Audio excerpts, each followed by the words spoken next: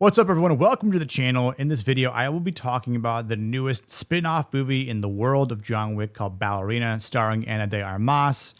And look, before we start off with the whole, oh, this is just another woke girl boss movie or Mary Sue female main character, listen, slow your roll, hold your horses, don't get your testicles twisted here, and hear me out.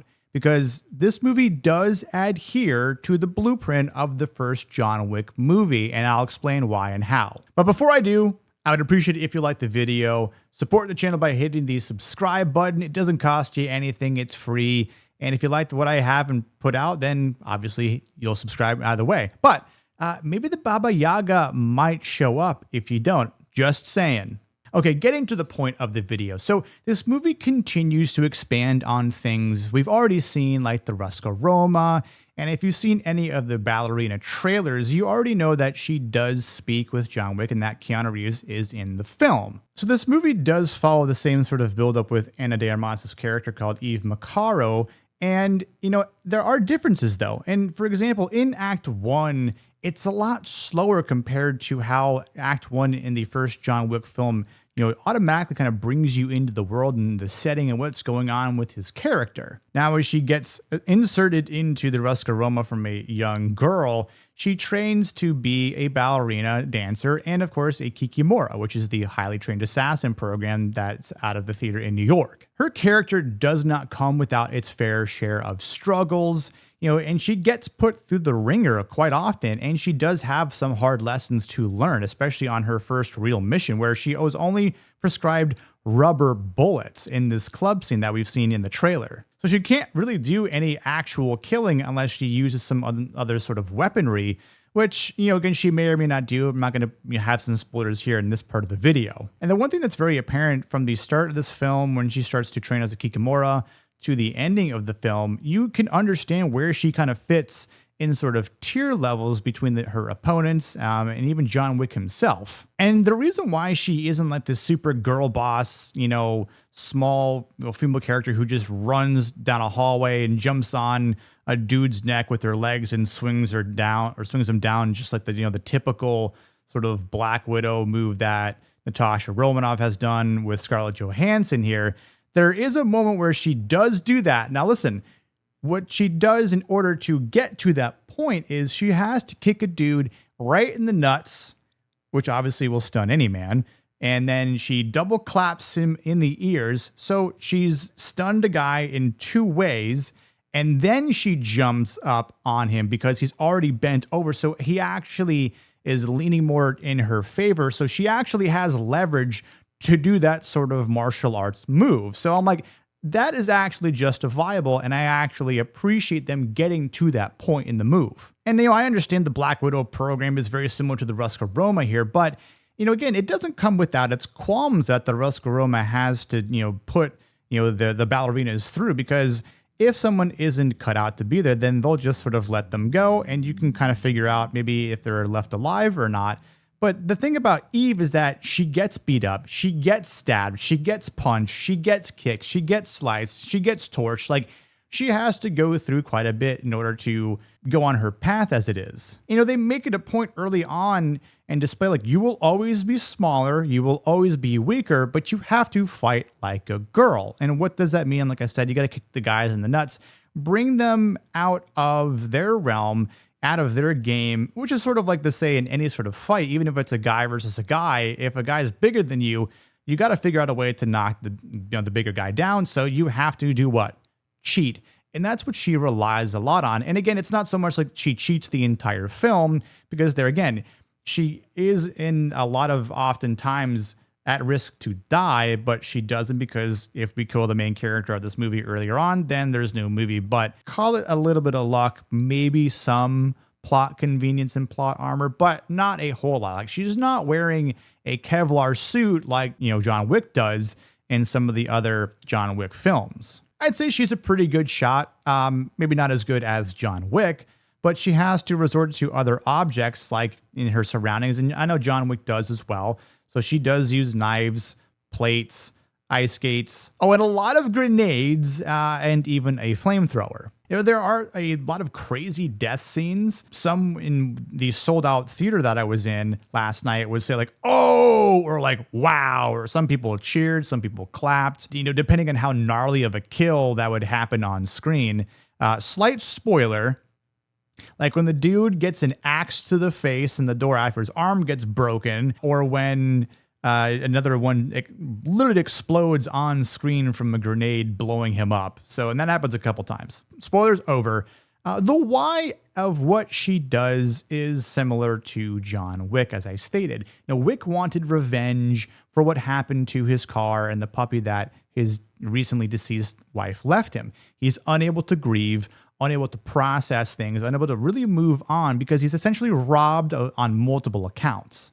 For Eve, she did have time to grieve. She did have time to grow from the loss of her father, which is sort of what puts her on the path of vengeance here, because she always knew what she wanted revenge for in the people that killed her father, which she finds out at some point in the movie. And it really turns out to be this weird cult that has an X scar on their wrist, and no one wants to talk about it, but few people end up spilling the beans anyway after certain things happen, which I will refrain from spoiling. The cult itself doesn't really have a name and a location because they're supposedly always on the move, except for a hidden city in the snowy mountains where the entire city itself is trained to kill and called upon by the chancellor that runs the cult. This part is going to be heavy on spoilers, so you are forewarned in advance. So it turns out that Eve does have a sister named Lena who doesn't really have a chance to connect with her. That's actually been working for the chancellor since she was 9 years old, which was the last time she actually saw Eve and saw that her father died. She tries to reason with Eve, saying like,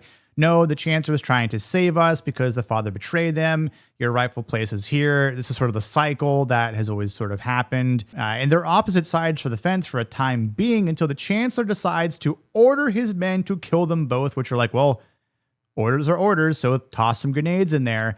And Lena ends up dying from a grenade.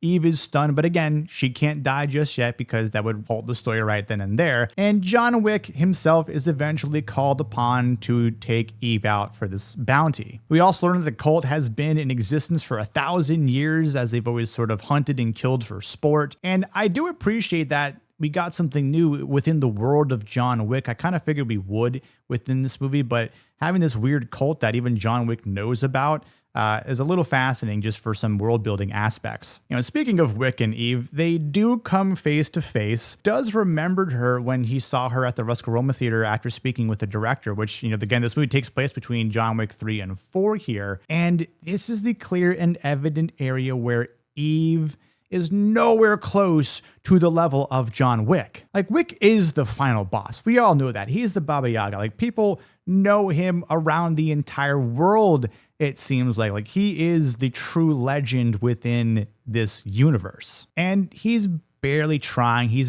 barely breaking a sweat as she tries to tussle with him. And he's just like, are you done? We don't have to do this. But in reality, he's offering her a choice, a way out. The front door is open. And again, even though she says, like, he killed my father, Wick knows this. He's like, yeah, I know.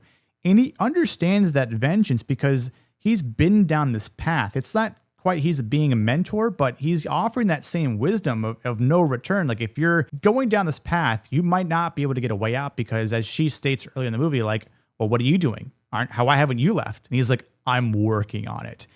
And we obviously know that, again, this being between 3 and 4, he's still in it through the 4th movie, and sadly with the 5th movie that's coming, which will be interesting to see how that plays out. But I digress. This violent path that she's headed down, she's now given another choice by Wick, saying, you have 30 minutes or less than 30 minutes by the stroke of midnight to finish what you started by killing the Chancellor, because if you don't, I have no choice but to end you, because I also have a job to do. Wick is rooting for her, which is sort of interesting, and at the same time, he does help her out on a couple occasions by taking out some guards that go after him, and another guy, I believe his name was Dex, that almost took out Eve with a flamethrower. And there was some, pretty awesome and gruesome deaths that took place between the flamethrower and the two of them. And eventually Eve does kill the Chancellor, who tries to talk and reason with her. And she's like, nah, headshot, boom, dead. She's able to save this girl, Ella, who's the daughter of Norman Reedus' character called Daniel Pine. Wick obviously lets her go and says like the job's finished. And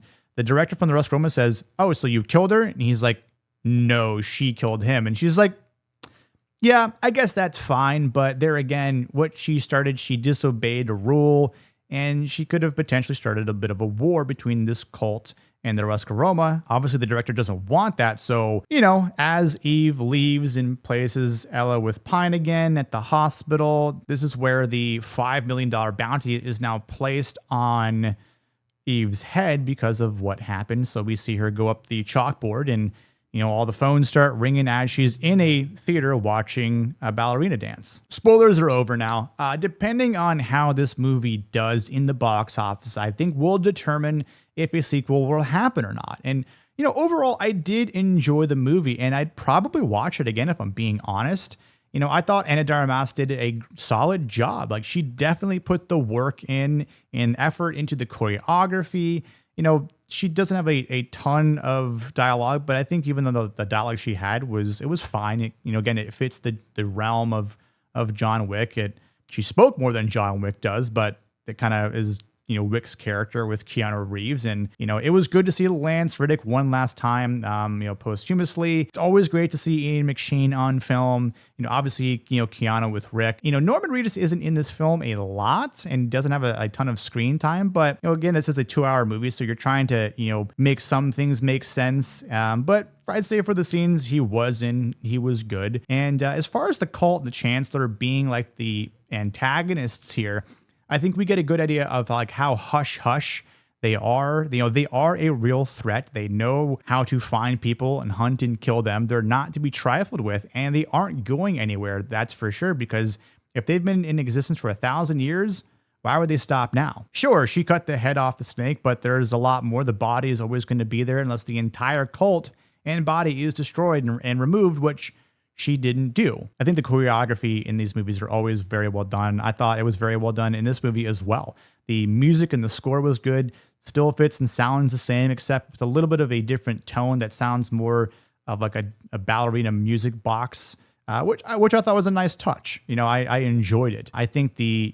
darkness and the lighting is the same. That gritty feeling of what we've seen in the other John Wick movies is just a constant flow. It wasn't too hard to see the scenes at night, which is always nice. And I know people complain about it in other movies and films and shows, but I didn't have a problem in my theater. Now, as of the making of this video, in the box office, this movie has racked in $10.65 million for a Friday release, which I didn't think that was bad because, as I've seen, it's actually just behind John Wick 2 for its Friday release in 2017, which racked in $10.96 million. So it being only $310,000 behind, really isn't bad. I'd say that's pretty decent. But we'll see what the full weekend numbers are, and then obviously the week-to-week drop-off, if there is some, which there will no doubt be. But I don't think there are other big movies coming out in the month of June aside from 28 years later. But I think that's a different type of crowd, more horror-esque.